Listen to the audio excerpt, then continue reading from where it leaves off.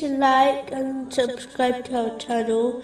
Leave your questions and feedback in the comments section. Enjoy the video. In chapter 2, verse 264 of the Holy Quran, Allah, the Exalted, warns Muslims not to count the favors they do to people, as this causes the reward to be cancelled. It is important for Muslims to help others, Muslims and non-Muslims, in good things. But after helping others, a Muslim should not remind other people they have helped them. This causes the reward to be cancelled.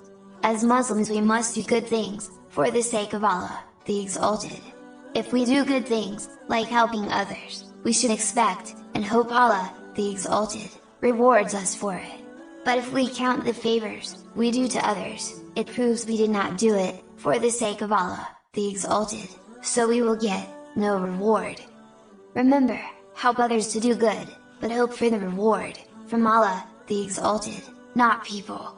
Otherwise we will have only wasted our time and efforts.